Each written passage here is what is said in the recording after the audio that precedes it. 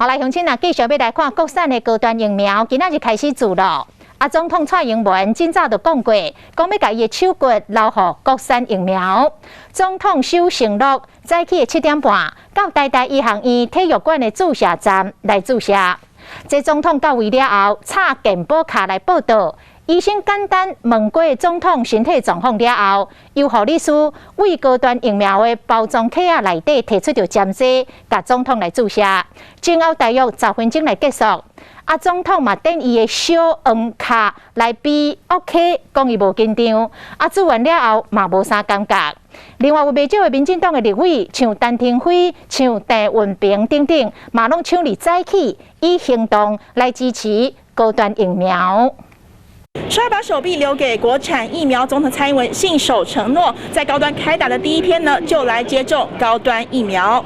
约7点半，总统蔡英文就出现伫台大医学院体育馆，准备要注预防针。总统请取票。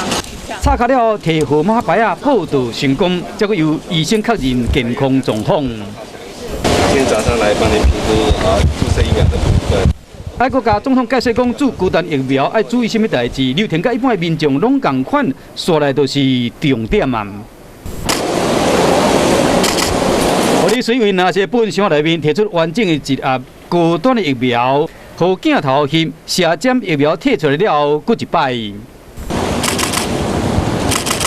实际注射时间才几秒钟尔，也毋过爱真慎重，就惊讲有人会讲这注假射。蔡英文的面册嘛专程直播，影片3点钟尔，都已经超过30万人次的人看过。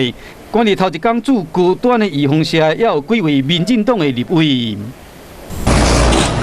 好，谢谢你们。